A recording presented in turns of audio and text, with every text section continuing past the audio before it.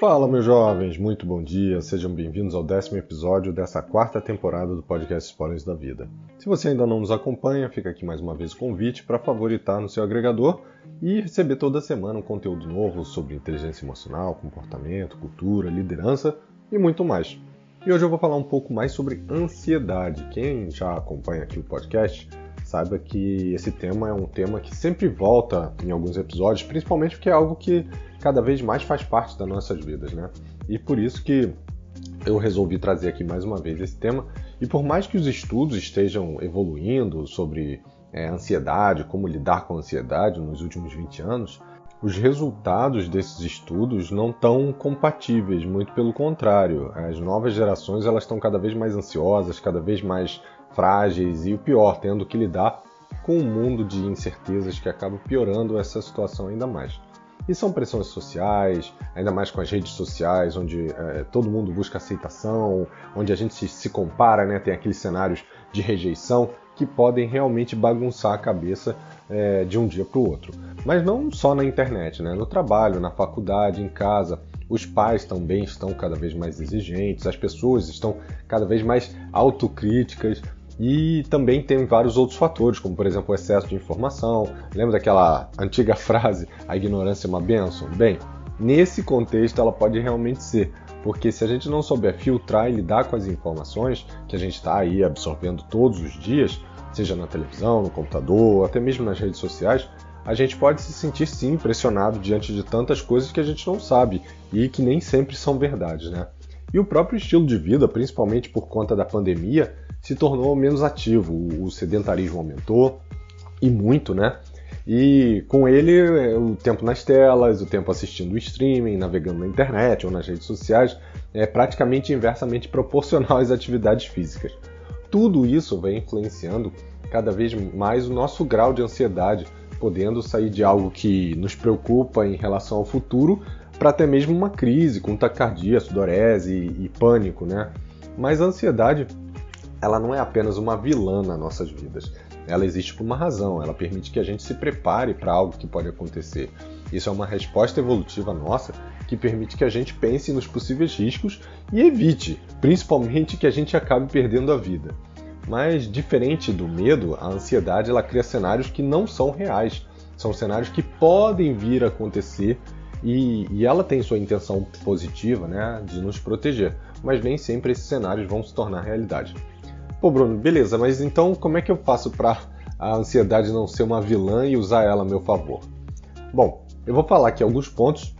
O primeiro deles é entender quando você tem ansiedade, né? Quando você começa a sentir ansiedade, geralmente isso vem quando você está planejando alguma coisa futura, está pensando em alguma coisa sobre o futuro e está apreensivo e não tem controle sobre o que pode acontecer. Por exemplo, se você vai pegar um avião, mas não sabe se vai ter alguma turbulência, é normal sentir ansiedade. Por mais que você já tenha voado antes, mesmo tendo experiências positivas, você vai ter ali um certo nível de ansiedade. O mesmo cenário pode ocorrer, por exemplo, se você está se preparando para um procedimento cirúrgico, você sabe que vai dar certo, você sente que vai dar certo, mas existe ali aquela pontinha, ou em alguns casos aquela pontona de ansiedade, que faz com que você sinta uma insegurança em relação ao que pode acontecer. Um esportista, aí mudando um pouco do panorama, ele, por exemplo, pode sentir ansiedade antes do jogo, porque ele não sabe qual vai ser o resultado, ele não tem controle total do que pode acontecer ali. Pô, Bruno, legal, mas você acabou de falar que ela não é uma vilã, mas só me deu exemplo aí que causa angústia, causa aquela famosa dor no estômago, né? É verdade. Mas tem um outro olhar sobre a ansiedade. Dependendo de como a gente vai agir diante dessa percepção da ansiedade, ela pode nos permitir controlar o medo, mitigar os riscos. Por exemplo, se você sabe que vai pegar um avião e isso te gera ansiedade, você vai se preparar, você vai levar distrações, você vai buscar algo que te transporte para o momento presente e não para o possível futuro onde o avião vai cair. Um outro exemplo, se você tem uma entrevista de emprego ou, por exemplo, uma reunião com um cliente e você está ali preocupado em como é que vai ser, você pode se preparar melhor, você pode se preparar e pensar em possíveis respostas a cenários onde as coisas não saiam exatamente como você pensou. E se você estiver planejando uma escalada ou um mergulho, aí trazendo também para o lado do esporte, a ansiedade vai fazer com que você repasse na sua cabeça cenários que podem trazer aí necessidade de ações caso aconteçam. Então, vou dar um exemplo meu, eu faço mergulho multinível, então existe um planejamento, e se o ar estiver assim, e se a visibilidade estiver assado? É claro que a gente se planeja. E aqui é onde a gente deve ter o primeiro cuidado.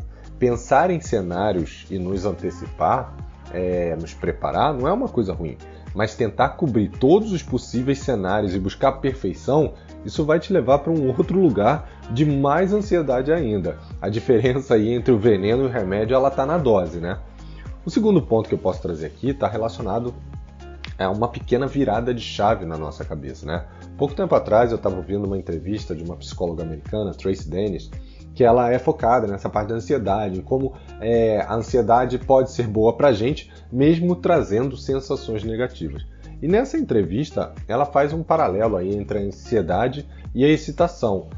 Todas as duas são uma resposta, a antecipação de algo que vai acontecer e que não está totalmente no nosso controle. Então elas são bem parecidas.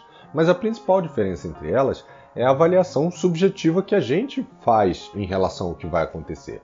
Enquanto na ansiedade, normalmente a gente associa uma avaliação negativa do que pode acontecer e gera ali uma preocupação excessiva de um possível resultado negativo, no caso da excitação é associada a uma avaliação positiva e a expectativa é de que algo emocionante ou algo agradável vai acontecer no futuro. Todas as duas têm respostas fisiológicas semelhantes, então aumenta a nossa frequência cardíaca, a adrenalina, o suor nas mãos, aquele estado de alerta. Mas o comportamento entre uma e outra é totalmente diferente. E aí depende muito da emoção que você escolhe cultivar.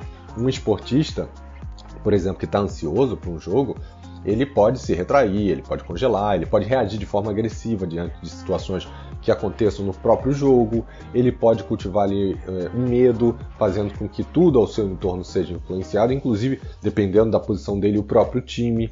Agora, se ele entra ali e ele está naquele estado de excitação, com o pensamento de vitória dele subindo com o time no pódio, comemorando, levantando a taça, o comportamento dele vai ser totalmente diferente. E óbvio, isso vai ser percebido. Eu mesmo, nesse final de semana, eu estava com alguns amigos aqui em casa e eu resolvi fazer uma noite de pizza e jogos. E aí, claro, eu fiquei ansioso, eu pensei se as pizzas iam dar, o que eu faria se faltasse pizza, se ia ter lugar para todo mundo sentar, se o ar-condicionado ia estar funcionando, porque estava realmente muito calor, se as pessoas, algumas que nem se conheciam pessoalmente, se elas iam conseguir interagir. Então eu fiquei realmente ansioso naquele primeiro momento. Mas aí eu fiz essa virada de chave, né? Eu escolhi ficar mais excitado, imaginando todo mundo jogando, brincando, criando boas lembranças, né? Se divertindo de verdade. E como é que você acha que foi? Foi exatamente assim, para quem participou. Mas mesmo eu estava ali passando por algumas situações que eu não imaginava. Por exemplo, as pizzas grudaram no isopor, a geladeira não tinha espaço total para as bebidas, o cachorro ficou empolgado, digamos assim, com as visitas. Mas aí é que é o importante. Nesse cenário, o que eu dei foco não é o que estava acontecendo ao longo do caminho. Eu dei foco ao resultado final, às pessoas saírem felizes, a experiência que a gente criou aqui ser uma experiência boa. E se você está indo fazer uma cirurgia, a cirurgia não é o resultado final, ela é só o caminho que vai te levar para uma vida mais saudável, que vai aumentar sua autoestima, que vai te fazer mais feliz. Se você está pegando um avião, o avião também não é o seu resultado final. Ele é o que vai te levar para conhecer um lugar novo, para encontrar seus amigos, para rir, para se divertir, para aproveitar a vida. Então, se você focar mais no destino do que no meio, eu tenho certeza que você vai conseguir manter essa chavezinha aí entre a ansiedade e a excitação virada e com certeza vai ser muito feliz. E esse foi o tema de hoje, falando um pouquinho mais aí sobre a ansiedade, em como a gente pode transitar entre a ansiedade e a excitação e ver a própria ansiedade como um aliado e não como um problema o tempo todo. Ela existe por uma razão. Eu espero que vocês tenham gostado. Se gostou, o mesmo esquema, curte, compartilha, deixa o seu review e a gente se vê semana que vem. Um abraço e até lá, pessoal. Tchau, tchau.